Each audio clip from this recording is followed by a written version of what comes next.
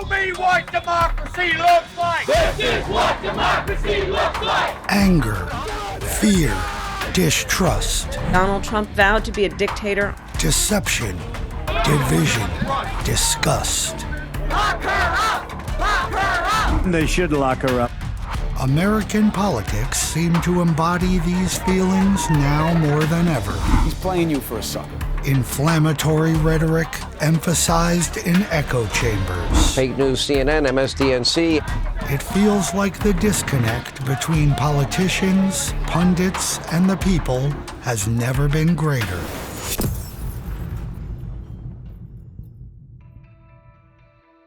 Donald Trump is a uniquely polarizing figure in American politics.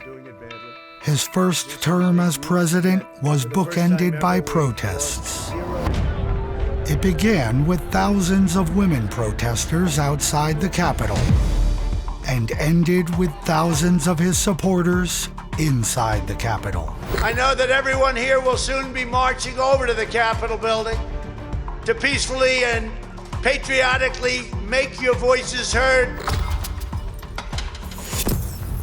Following his election defeat to Joe Biden, Trump faced his second impeachment for the events surrounding January 6th. For the first time ever, a president has been impeached twice. The charge, incitement of insurrection. He was also indicted on several other charges over the next few years. Actions that ensured he was constantly in the media, even if he wasn't in the White House. Continuing his constant presence in the news that began the moment he announced he was running for president. I am officially running for President of the United States, and we are going to make our country great again. And after decades of very publicly flirting with the idea, Donald Trump is running for president. It was a speech you rarely see in American politics. A man speaking his mind, sometimes it seems with no filter. When Mexico sends its people, they're not sending their best. They're bringing drugs, they're bringing crime, they're rapists, and some, I assume, are good people. His remarks were viewed as inflammatory by his detractors. Too many derogatory statements that he's made against other ethnicities. This is something you don't do as a commander-in-chief. You may think it, but you don't say it. And as honest by his supporters. Well, I just like that Trump says what he wants, and he's not intimidated by the politically correct establishment. Trying to say that you're a bad person for saying what you believe. His campaign rhetoric caught on with millions of voters who felt forgotten by politicians. This will be the first presidential election I actually vote in because, there just haven't been candidates in this election or in past elections that have really kind of resonated the way that Trump has. While his remarks resonated with many, at the same time they made others feel alienated. But we say no! We say no to the racist attacks! I continue to believe Mr. Trump will not be president. It would take a miracle for Trump to win. In 2016, the talking heads on television were certain Donald Trump couldn't win. They were certain that voters would turn to his equally unpopular opponent. She is one of the most polarizing figures in American politics, but says that she is often misunderstood. The race for the presidency of the United States is distinctly a non-popularity contest. Sentiments that seemed to repeat themselves in 2024, with the age of President Biden becoming an issue that was largely ignored by Democrats.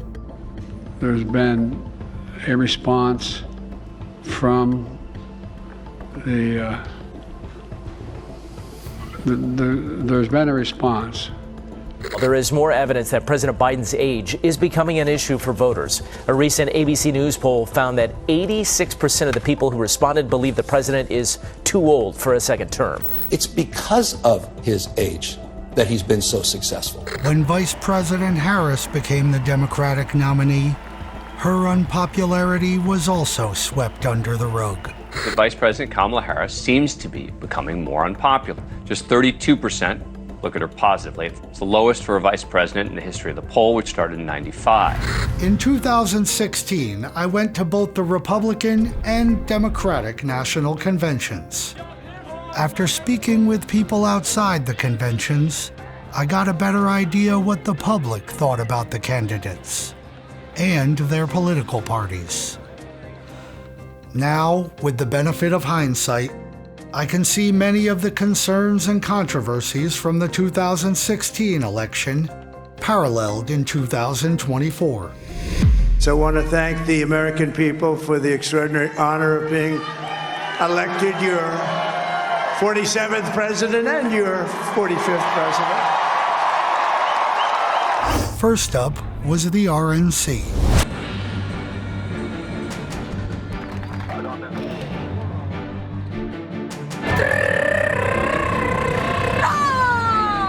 Make America great again.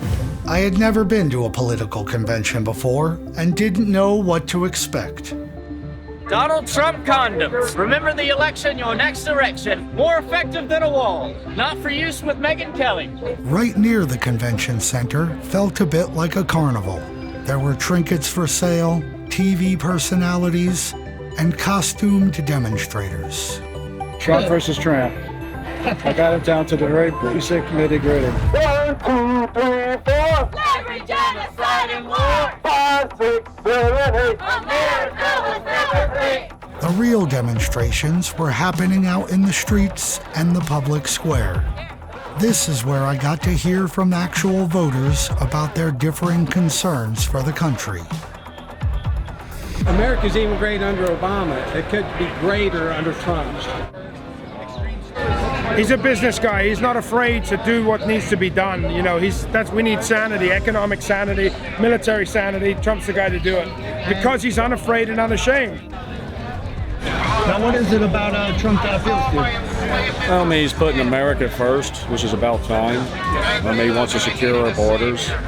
You know, he wants to stop illegal immigration. I welcome anybody from anywhere on the planet to come here if they do it legally.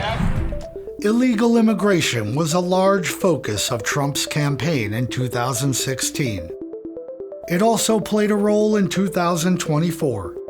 But this time the problem was felt by more of the country when states bordering Mexico began busing migrants to New York, Chicago, and other sanctuary cities. Some of Trump's claims surrounding migrants, illegal immigrants, and asylum seekers are unfounded and outlandish. What they have done to our country by allowing these millions and millions of people to come into our country, in Springfield, they're eating the dogs, the people that came in, they're eating the cats, they're eating the pets of the people that live there. Trump's rhetoric around immigration deeply divided people. We're here with a united message against the racism, the anti-Muslim, anti-immigrant hysteria and demonization that Donald Trump has built his entire campaign on. Probably the single most appealing thing to me would be his immigration policies and just having more security along the border, and in particular, reducing the amount of Muslim immigration. Those are probably the biggest things that would lead me to support Trump. Donald J. Trump is calling for a total and complete shutdown of Muslims entering the United States until our country's representatives can figure out what the hell is going on. We have a true enemy to this country. It's called radical Islam. He wants to take his head off. He wants to take my head off. He wants to take all of your heads off. So we got to unite. We got to realize that we got a common enemy. For those of you who can't get away from that race hating and baiting, there's good news for you, because there's a radical Islam somewhere in this country, most likely somewhere in this city, that wants to take your head off. We're from the Council on American Islamic Relations. We're a Muslim civil rights organization. Immigration, and we're here to promote a new product, a satirical product called Islamophobin. Now, Islamophobin is multi-symptom relief for chronic Islamophobia. In its maximum strength formula, it cures blind intolerance, unthinking bigotry, and irrational fear of Islam and Muslims. Take 2 and call a Muslim in the morning. Use of this product may result in feelings of peaceful coexistence. Islamophobin. Islamophobin is funny, but Islamophobia is not.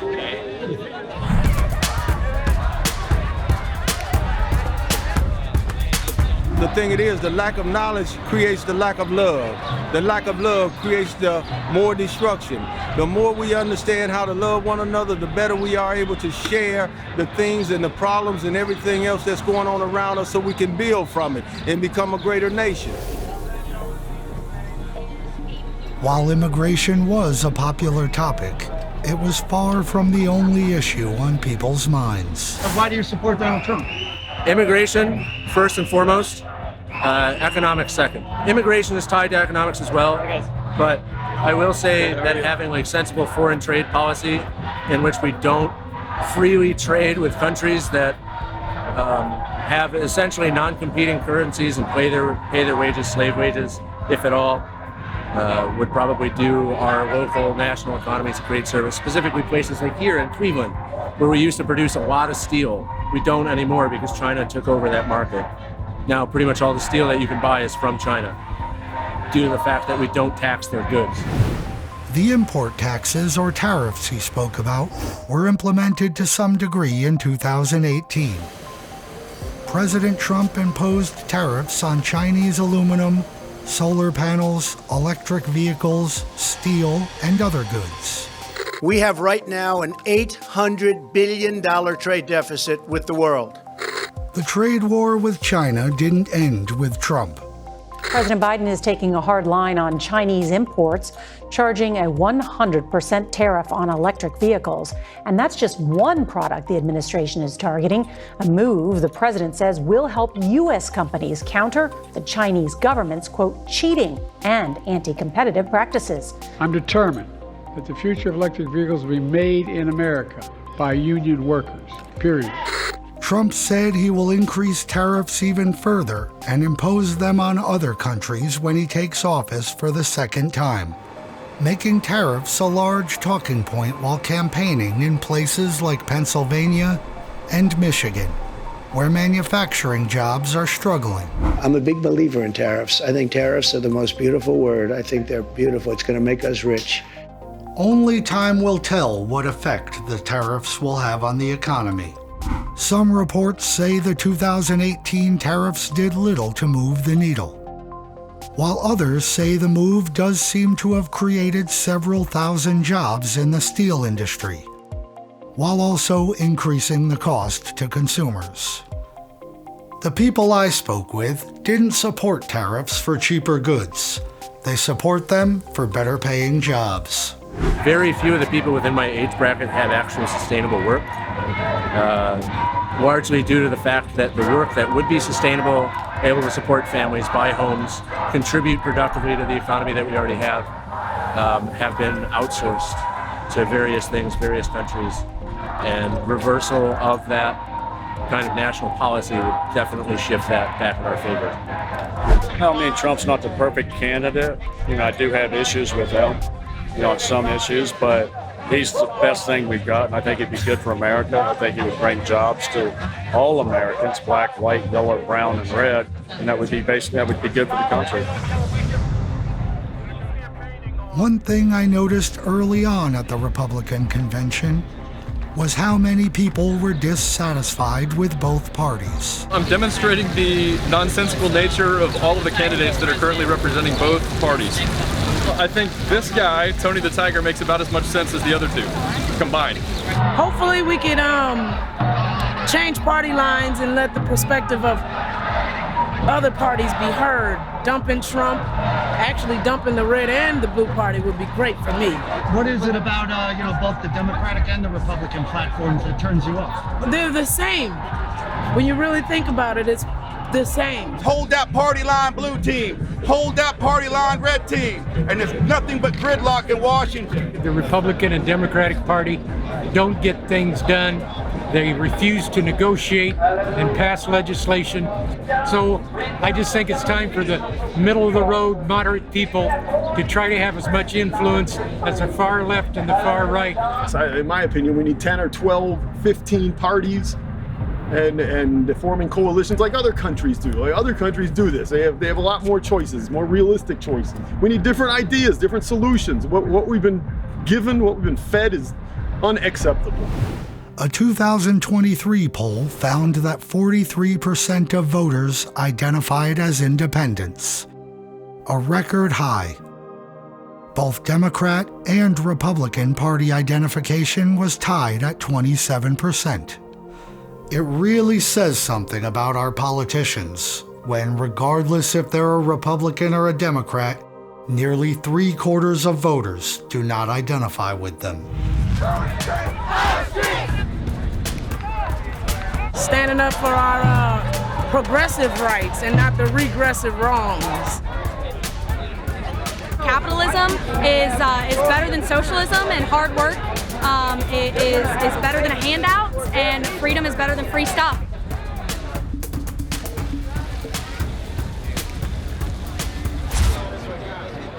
We're just out here, obviously open carrying. Our plan here was to come and support the city of Cleveland, support the people of Cleveland, and also to show the police force that they do have some support and that there are people backing them up. And so now you're just out just to show support and to exercise your freedoms. Yes, sir. Yes, sir, and make sure everything's peaceful. Cool. We respect everybody's opinion, even if it completely differs from ours. Respect the fact that they have their opinion and they can exercise their rights. We're Americans, and we need to stand united. We are not each other's enemies, even when it comes to the police. We're all just average, everyday people, and our greatest enemy right now is honestly the overbearing federal government and actually the manipulation of the media. Media manipulation is another topic many people seem to agree on, regardless of their political leanings. If you're listening to MSNBC and Fox, they're not giving you the news, they're painting the news. Unfortunately, it feels like media bias grows worse every day. And the public increasingly feels like what is in the news is in direct conflict with reality. In case you haven't noticed, it's hard to trust anything you hear right now. This version of Biden, intellectually, analytically, is the best Biden ever. Dealing with everything we have to do with, look, if we finally beat Medicare. The media is trash.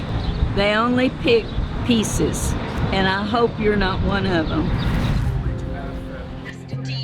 As expected, when a large number of people show up to talk politics, some of the exchanges got a little heated.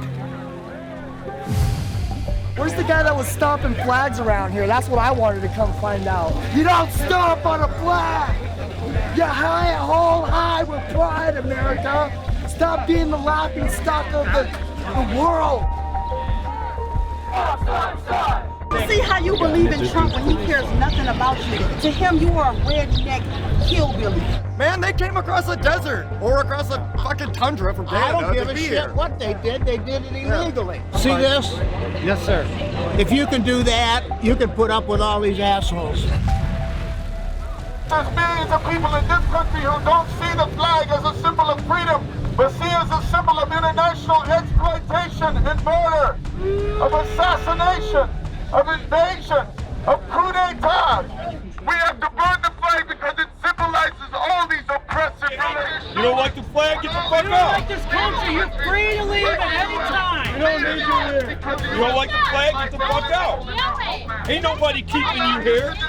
You don't. I'll buy your damn ticket. But if you don't love the country, you don't have to stay here. Wait a minute. They're killing our black people. You're not going to. They're killing white people too. Okay, well let's stand together. soil on it then. I would be happy to if it was more like all lives matter. How can you talk about all lives matter when Black Lives Matter are being you gunned just down? said, no, Black Lives Matter are being taken, not white lives. Really? Black lives. The Yes, police don't they shoot white are. people? Disproportionately. No, the fact is, more white people are killed by the police than black people. Look at the statistics. Ask this gentleman right here. Ask someone who's fucking educated. I do my own research. And you know what? I do my own You do research. some shitty research. No, you are shit. I'm not shitty. You have to You be. do shitty because research. It's only 6% of African Americans that make up our society, 6%? and we are being 13%. killed disproportionate. 13%. According to you. According to the Washington Post's database of fatal police shootings, from 2015 through 2024, 4,614 white people and 2,463 black people were shot and killed by police. As the man at the RNC stated, black people are roughly 13% of the U.S. population, which makes the rate of police shootings disproportionate to the population size, as the woman at the RNC stated. It should be noted that this database only tracks police shooting deaths. One prominent death of a person not in the database is that of George Floyd, I can breathe. who died while a police officer knelt on his back and neck for nearly 9 minutes. Floyd's death sparked a wave of Black Lives Matter protests across the country in 2020. Some that devolved into riots and looting. While the world looked on in shock, reports and rumors of agent provocateurs began to surface. The claim was that there were outside agitators, or possibly even police, infiltrating the protests to demonize them. Claims of outside agitators also surround the events at the Capitol on January 6, 2021. These ideas were reinforced by the revelation that at least 26 FBI informants were present that day. Those examples are not the first time accusations of agent provocateurs came into public awareness, and they certainly won't be the last. Hey, agitators right here. Protesters! $15 an hour. Hey, protesters! $16 an hour. While I did see instances of people with opposing views shouting at each other, overall the 2016 Republican National Convention was pretty tame. I think many people expected larger protests. See how many people are out here who care? Me and my wife. Americans are too fat, dumb, lazy to do anything about it. I mean, what am I doing? I'm here in a costume. Well, we had 1.3 million people down here for the Cavaliers winning a championship. In my opinion, there should be 10 million down here for this, clogging these streets, getting our voices heard, demanding change for something that really matters. Where are you, America?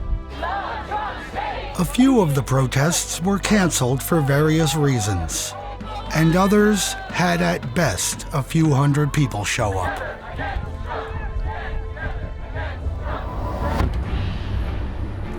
In contrast, the protests at the Democratic Convention the following week drew tens of thousands of angry protesters.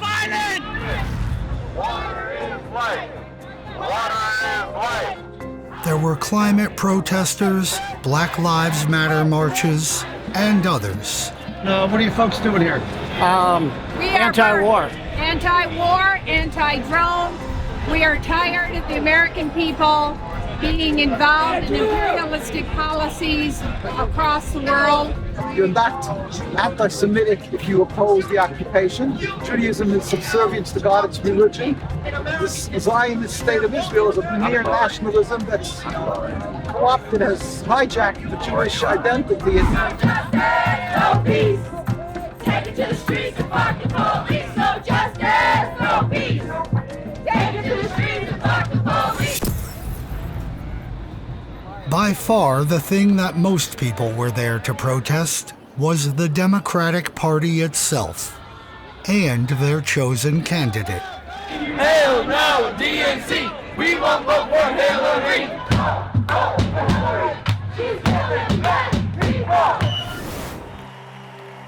In 2016, Hillary Clinton, a former senator and Secretary of State, was the Democratic presidential nominee. From the start, the party's establishment and the media appeared to present her nomination as inevitable. Now to the race for president, and Hillary Clinton's first official challenger, Vermont Senator Bernie Sanders, announcing today that he will run for the Democratic nomination. He is a long shot, to be sure. Despite Sanders' surging campaign, the Democratic National Committee's actions seemed to favor Clinton at every turn. I'm sorry, that's a crushing victory. Bernie Sanders wins 56 to 44% in Wyoming. The delegates rewarded Hillary Clinton 11, Bernie Sanders 7. Why does the Democratic Party even have voting booths? No, why? This system is so rigged. The additional delegates awarded to Clinton were superdelegates, party insiders who are free to support any candidate they choose, regardless of the primary election results. Superdelegates are a very undemocratic process. The fact that, you and I have one voice and one vote, while a superdelegate carries the voice of, say, 10,000 people, I think that is very undemocratic and needs to go. These superdelegates and other actions led to questions of fairness and accusations of a rigged system that lasted throughout the Democratic primary. I will be the nominee for my party, Chris. That is already done, in effect. There is no way that I won't be. Just days before the convention, these suspicions were confirmed when WikiLeaks, a publisher of leaked documents, released thousands of emails from the Democratic National Committee. On the eve of the convention, WikiLeaks released thousands of emails from the DNC appearing to show favoritism towards Hillary Clinton. A WikiLeaks email dump suggests Bernie Sanders may have been right. The primary system was rigged against him. The emails detailed interactions between the party establishment, the media, and Clinton's campaign, painting a picture of what many saw as clear favoritism and manipulation in the primary process. If the Democrats choose to shove Hillary Clinton down our throat, then they deserve to have a Trump presidency. Hillary for president! The people, united, will never be defeated. I'm here pretty much just fighting to let people know that this election has been undemocratic. And a loss of democratic elections in this country is a worse outcome than even whatever might be on the platform or not on the platform at this point. Show me what democracy looks like! This is what democracy looks like! Show me what democracy looks like! This is what democracy looks like! Protesters expressed their anger at the Democratic Party in various ways.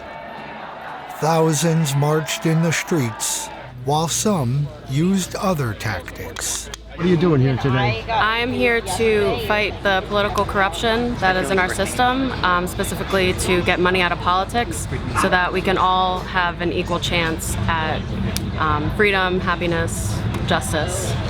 And how do you intend to go about doing that? We intend to go about doing that by practicing civil disobedience, so a sit-in of some type, always nonviolent action that we're promoting. So nice. And are you risking arrest today? I am risking arrest today. The sit-in Mariah mentioned took place a few hours later. Some members of her group went to the convention center and snuck inside the perimeter. The police gave them time to protest, but they were eventually arrested after refusing orders to move. They were not the only people willing to be arrested while protesting the Democratic Party. Protesters rushed the gates at times and climbed the fences.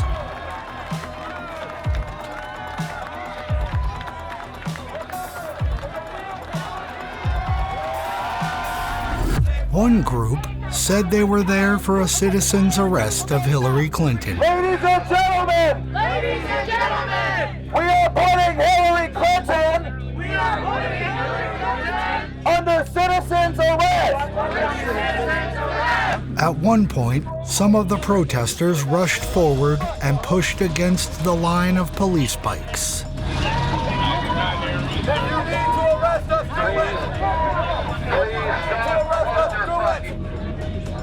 We are attempting to serve a citizen's arrest to Hillary Rodham Clinton.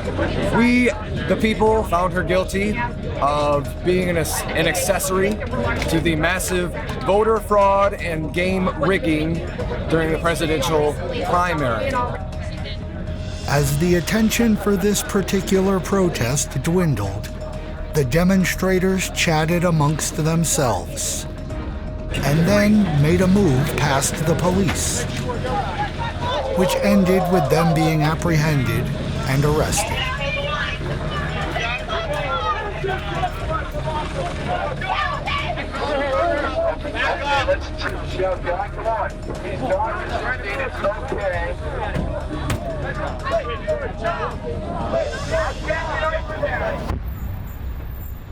Obviously, most of the protesters were at the Democratic convention to make their voices heard, not to get arrested.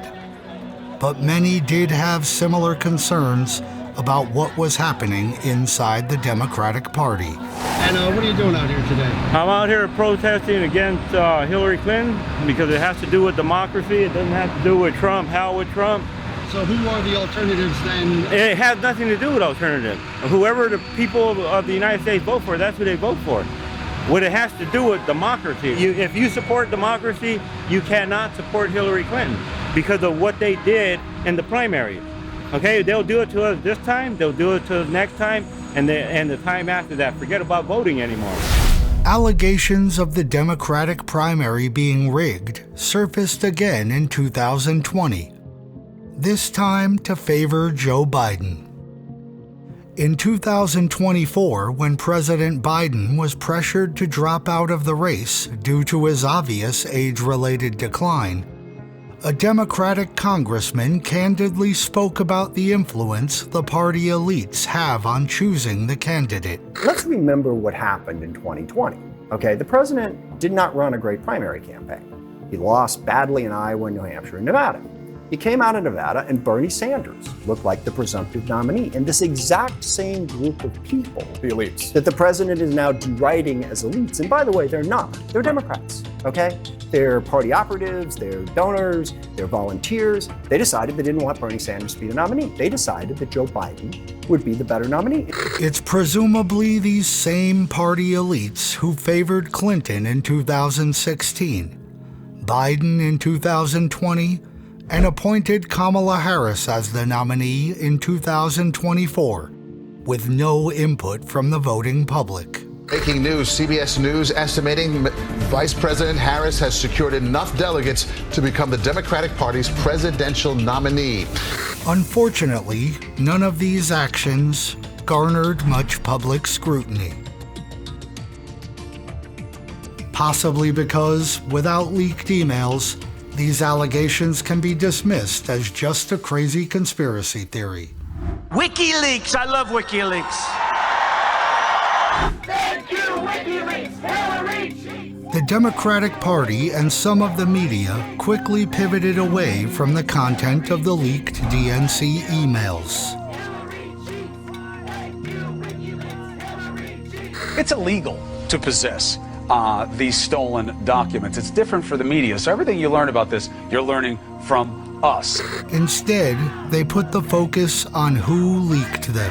Experts are telling us that Russian state actors broke into the DNC, stole these emails, and other experts are now saying that the Russians are releasing these emails for the purpose of actually helping Donald Trump. Russia. Russia. As the story of a Russian hack picked up steam, it evolved into allegations of Donald Trump having direct ties to Russia. Now, maybe because he has praised Putin, maybe because he says he agrees with a lot of what Putin wants to do, maybe because he wants to do business in Moscow. I don't know the reasons. Some of these claims seemed to be nothing more than partisan attacks to divert attention away from the Democratic National Committee emails. Hillary Clinton tweeted out accusations of a covert server linking Trump to a Russian-based bank. We now know that the Clinton campaign fed these allegations to the press, and that they are not true. The Clinton campaign and the DNC also paid for a document known as the Steele dossier, opposition research into Donald Trump's ties with Russia. CBS News confirms the Democratic Party and Hillary Clinton's presidential campaign helped pay for controversial research into President Trump's ties to Russia. That opposition research was made public right before Trump took office the first time, and may have been one of the files the Russians were looking for on the Democratic National Committee servers. Russian hackers managed to infiltrate the computer network at the Democratic National Committee. And what information did they apparently zero in on? Well, the opposition research file on one Mr. Donald J. Trump. The Steele dossier contains many allegations which were since debunked. Some bordered on the absurd. The most sensational involved a videotape of Trump, Russian prostitutes, and golden showers. Let's go, ladies. These debunked Democrat-sourced documents and allegations muddied the waters of the Trump-Russia story that consumed much of Trump's first term as president. For all the talk about this alleged tape, I bet you've heard about it, virtually no evidence came forward in public to corroborate it. It sounded like gossip drawn from this unverified dossier, which, remember, wasn't drafted for public consumption, let alone fact-check. Many in the public still want to believe even the most absurd allegations of these discredited documents, including the author of the dossier. And today, do you still believe that that tape exists? I think it probably does, but I wouldn't put 100% certainty on it. While others point to them as a way to discredit the entire narrative surrounding Russia's actions during the election. There were several investigations into the Russian hack of the DNC servers that lasted for years. They all concluded there were numerous interactions between Trump campaign personnel and suspected Russian intelligence officers. Special counsel Robert Mueller indicted several Trump campaign members for financial crimes and lying to the FBI. But the investigation did not find that anyone had conspired or coordinated with the Russian government. The reports also suggested that Russia preferred Trump in the 2016 election. The FBI now agrees with the CIA that the Russian government, by hacking into Democratic emails, tried to elect Donald Trump. It would be really nice if we got along with Russia and others. His campaign's perceived willingness to accept the outside help led to accusations of Trump being a Russian pawn and questions of his legitimacy as president.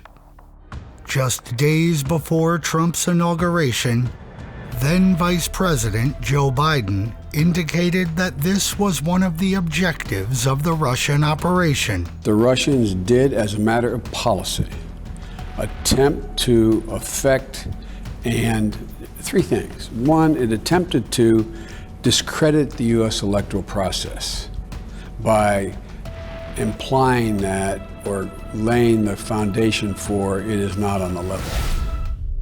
Russia did undermine at least some public trust in the election process, but they didn't do it alone. For years, headlines told the public about Russians hacking the election. The Russian government interfering in the U.S. elections. Hacking the 2016 U.S. election. That hackers could try to influence the outcome of the election itself.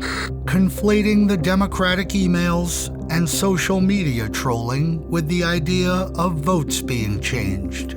Russia hacked the 2016 elections, and they're going to do it again.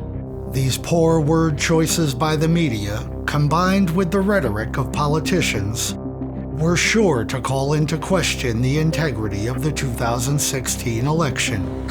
I don't see this president-elect as a legitimate president. You can run the best campaign, you can even become the nominee, and you can have the election stolen from you. He knows he's an illegitimate president. The logical evolution of this narrative is that the results of the next election would also be called into question. The only way we're going to lose this election is if the election is rigged. Remember that. Democrats have made it very clear they plan to put Joe Biden in the White House in January, whether he wins the election or not. Watch. Joe Biden should not concede under any circumstances because I think this is going to drag out, and eventually I do believe he will win if we don't give an inch and if we are as focused and relentless as the other side is. When Joe Biden won the election in 2020, it was Donald Trump who refused to concede. It's going to be a very hard thing to concede because we know there was massive fraud. The fraud happened. The election in many ways was stolen. We will stop the steal. Republican claims of fraud and the election being stolen culminated in thousands of Trump supporters marching on the Capitol. Many entered the building and engaged in violence.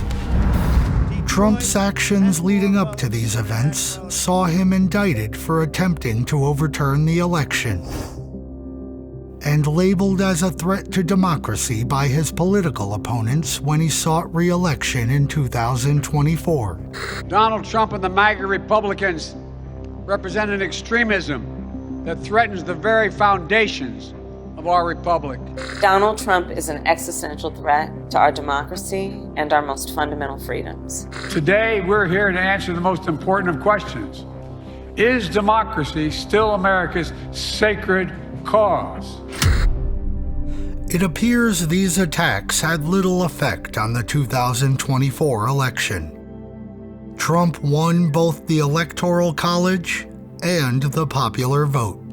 Perhaps voters didn't believe Donald Trump was an existential threat to democracy. Or perhaps, given the Democrats' behavior in previous election cycles, voters didn't believe they were a credible defender of it. Based on what I saw at the 2016 national conventions and conversations I've had since, I think most people are just fed up. They're tired of the status quo, tired of the constant deception and lack of progress from both parties. Most people don't think either political party has the public's best interest at heart. Our government has been entirely usurped.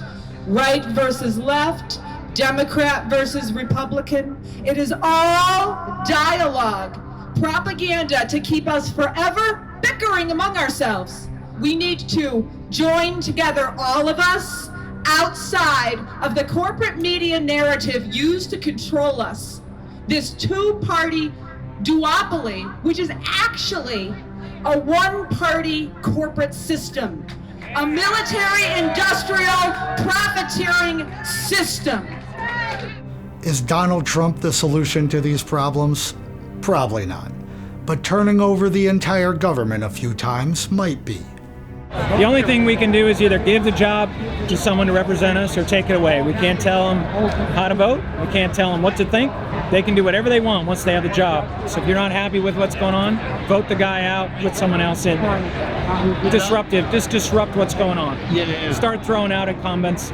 Get them to realize that the people are listening and watching, and that they need to pay attention to us, because that's really who they serve, not the special interests where they get the money.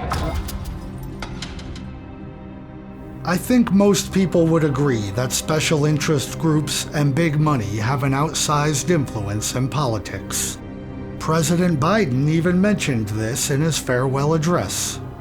Today, an oligarchy is taking shape in America of extreme wealth, power, and influence that literally threatens our entire democracy, our basic rights and freedoms, and a fair shot for everyone to get ahead.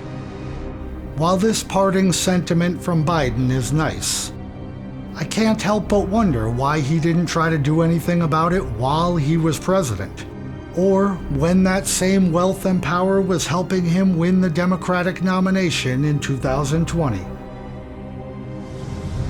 I think for many voters, Donald Trump represents a break in the status quo, a break from business as usual, a break from the same people running the show for decades and treating Congress like a retirement home. But I think the reality is, the public is just witnessing the oligarchs bicker over who gets to control the country this time.